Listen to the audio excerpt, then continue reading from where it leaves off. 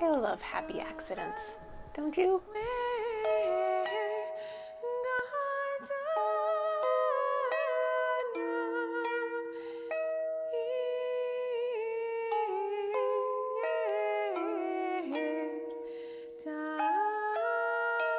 Hi there, welcome to episode 30 of Yarns and Yarns. My name is Shay McIntosh Ford, and I live in Tulsa with my husband, our two boys, and our little puppy. This is a show about yarns as in stories and yarns as in fibers. I am an author of historical fiction and historical fantasy, and I also love to knit. So I like to spin yarns with my pen and, well, work with yarns. Eventually I'll get into spinning. In this show I will go over some of the books I've been reading, do a little book review, then I'll go into my bookish topic for the week. After that I will be talking about all the fibery things, which is basically the knitting that I've done this week. I also crochet, but I've been pretty much on a knitting mojo for a very long time now. All books, yarns, patterns, anything linkable that I can put down below, I will. If I forget something, don't hesitate to comment below, ask me for it. I'll be happy to share it. If you just have a comment, I would love to read them. I hope you are enjoying my new background. I figured since this is going to be mostly a bookish podcast show, I figured I better have some books. First things first, time for our Shakespearean insult of the week. This one was my favorite this week, from A Winter's Tale. A gross hag and losel, thou art worthy to be hanged, that wilt not stay her tongue. I liked this one just because I learned a new word. A losel is a worthless fellow, rogue, or scoundrel. I know a lot of losels. So I only completed one book this week, and it's because it was very short. It only took like an hour or two to read. I think it was like 75 pages. It's called Success Rituals: How Successful People Achieve Greatness. This is a little odd. I thought it was written by Chris Peterson, but it could also have been written by Stephen Dew, or Kelly Towell, or Desmond Gahan, or S.K. Mahaseth. It was published in, I have no idea. I don't understand this. This book was a freebie when I signed up for Chris Peterson's newsletter. That's why I thought it was written by him. The freebie was part of a collection of publishing guides. These were all recommended to me by a Facebook group, a writer's Facebook group that I'm part of. I will link the collection down below, although I'm not sure it's going to work. I don't know. It's through BookFunnel, and I'm still learning the ins and outs of BookFunnel. But because I'm not sure that the link's going to work, that's why I was trying to find the book in other locations, hence why I found other authors. And I'm not quite sure how that works. How can multiple people write the same book? I don't know how the other books are. Maybe they're a little better. This freebie, unfortunately, was riddled with grammatical errors. It was a bit distracting. In general, the content was pretty good. It's kind of the same stuff I've read in other places. One of my favorite self-help books is Jen Sincero's You Are a Badass. And this information can basically be found there, but her book is a lot more entertaining. This one isn't too bad. It's really concise. It will be a great quick reminder for things that I need to be working on. I did, however, have a problem with some of the examples of successful people. David Koch, for example, is a man that I entirely loathe. And this is why. I will put here in this little eye the link to my review. It was a very short review because this is a really highly political book and I didn't want to get too political on my show, but this is why I have learned that the Koch brothers were really terrible, terrible people. He might be wildly successful, but his ethics are abysmal. And there's a few others that, okay, yeah, they're successful, but they're not very good role models ethically. In all, I mean, it might be worth the read. I think there's still some good information in here. You just gotta take those examples with a grain of salt. Maybe do what they did, but make sure your ethics are good. I'm still reading The Secret of Drulea Cottage, which is book 1 of Betwixt the Sea and Shore by Claire Kohler. This was published this last August. That's as much as I'm going to say because I'm still about 30% of the way through. I'm loving this book. It's a Kindle book, but I wish I had more time to read a physical book. I'm much better at listening to audiobooks. Speaking of, the next book is European Travels for the Monstrous Gentlewoman. I just love that title. This is book 2 of The Extraordinary Adventures of the Athena Club. And this was written by Theodora Goss, and it was first published in 2018. And I am listening to the audio version, and I only just started. Again, I am really enjoying it. The story takes place about 3 months after the first one, which was called The Strange Case of the Alchemist's Daughter. I have been busy with my own writing and researching bookish pursuits. It's really hard for me to squeeze in the time to read, and so this has been something that I listen to in the car when I'm on my way and in the car line. I have 2 car lines that I sit in. I can only listen to it in the first car line because that child will not tolerate listening to it in the second car line, I'm sure. But for the last couple of days, I felt like listening to music instead. Tomorrow I'm going to get back to listening to this book because I'm enjoying it. And I will have a review for you for those 2 books when I finish them. And now for the bookish content, which absolutely this week dovetails with my hobby. I thought that I was going to be doing another bit about the Stone of Kings because that book is coming down. Like I've said in the past, if you want to read my Stone of Kings book, or even Harp Lessons, which is not historical fiction. If you want to read those books, buy them up now because they're coming down soon and I don't know when they're going to be back up, and I'm probably not going to put Harp Lessons back up at all. But the Stone of Kings, I will be republishing that, but I don't know when. That is historical fantasy. I had a lot of fun writing that. So far I have good reviews, I just don't have very many of them. Something happened yesterday and I thought it was perfect. My work in progress is titled Gold and Stone. And it's about 20-year-old Celeste Kelly. Her mother is Cherokee and her father is Irish. And she grows up in a tenant farm in Oklahoma Territory. 10 years before the story starts, her mother has died in childbirth, giving birth to her little brother Sebastian. So when the story begins, Celeste, her father, and Sebastian, they are on the cusp of being able to start paying down their crushing family debt. But then the father suddenly dies of malaria. So Celeste and her little brother are forced into hard labor by the really cruel landowner. Celeste manages to escape when she accidentally sets the barn on fire, which also accidentally kills the landowner's son.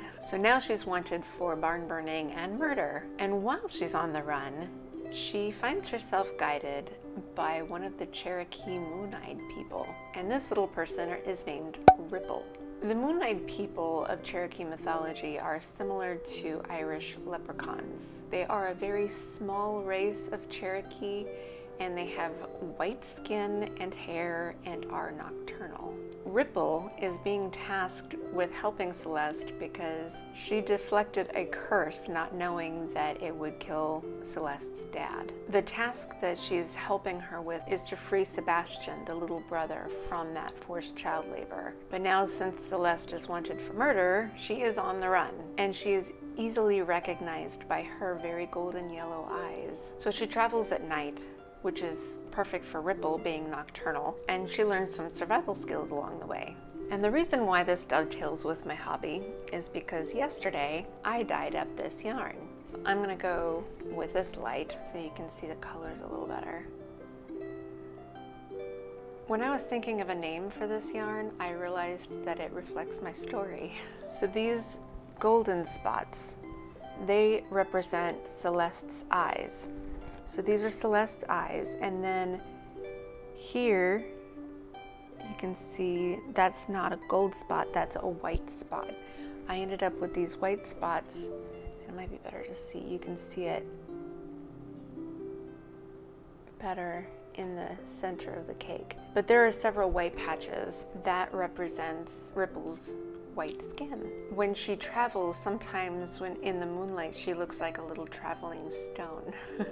Of course, because they travel at night, they're surrounded by this dark purple nighttime color. So I'm calling this yarn The Journey of Gold and Stone. This is going to be a pair of socks for me and a twinsy pair for my niece. I have been working on my book almost every day. Claire from The Secrets of Drulea Cottage, she and I have been doing our writing sprints every afternoon. Well, almost every afternoon. Sometimes things get in the way. So there's about 28 pages that I still need to type up. This is how I write. So I know about two of these pages equals about 500 words. Based on that and my current typed up word count, I am at approximately 75,000 words into this book. So I'm almost done. And now I'm at the point in the story where they're in the gold mine that inspired me to write the book in the first place. Several years ago when our boys were little, we were in Dahlonega, Georgia, and we went on this tour of a gold mine. I thought it would be a fantastic backdrop for a story. I'm hoping to be finished by the end of the month. Now on to fibery things, and it's all knitting again this week. I don't have any FOs, all I have are whips. My whip is living in my Whiz Bags bag. It is the second of my Knit Picks Felici Summer Night sock. When you saw it last week, I had just finished the cuff, then a couple of rows. I did all of that this week. This is mostly Carline knitting. Leo and the boys went on a camping trip with the Scouts, and I thought, oh, I'm gonna get a lot of writing done, but I ended up being a little bit lazy. Took advantage of the fact that they were gone to watch a little bit of Netflix. Some of this is Jim Gaffigan stand-up comedy knitting. Needed to veg out for a minute. These are 64 stitches. I do 70 rounds for the leg and 75 rounds for the foot, so I'm almost done. Maybe another 10 rounds before I start my toe decreases. And these white markers are where my heel is going. And the red markers, they mark 10 rounds per marker. I do a 12 rounds of 2x2 cuff. Very pretty. I like the Felici. Very nice. I forgot to say that this is also Felici. This is the last of the Bear Felici that I bought last summer. I dyed it with Kool-Aid. Grape Kool-Aid is obviously the purple. The orangey part is actually lemonade, and I just dusted the top of the pot with red. It ended up being a little bit more orange than I was anticipating, but I still love the way it turned out. It worked great for reflecting my story. This is a picture of how I did it because I wanted purple with a pop of yellow. When I put it in the pot, I kept out some of it on that wooden spoon. When the purple was done, I let it cool off, rinsed it out, put fresh water in, and then put in the lemonade. I thought that a little bit of, I think it was fruit punch, I thought that it would kind of darken the yellow because I had read that yellow was hard to dye. It doesn't pick up real well with Kool-Aid. I just wanted to brighten it a little bit, and I used, I literally just dusted it, and it ended up being a little orange, but it's okay, happy accidents, because the white, there's bits of white in there anyway that I was trying to get all purple, but I think it's because I did this in a pot and I just stuck the whole hank in, so the insides, like the outer parts of the hank, picked up the purple, and there were a lot of inside parts that just didn't. The other thing I'm gonna say is the next time I order Bear Felici from Knit Picks, before I dye it or do anything with the hank, I'm going to put in extra ties because they only put 2 ties on these hanks. And so when you go to cake it up, it gets all tangled, especially after you've dyed it and manipulated it, and it's like, where's the middle again? And so it gets, I took a picture of that too, it gets really tangled, and it was really difficult to cake this up. It took a lot of patience, but I managed it. But I'm really happy with the way it turned out. Really pretty.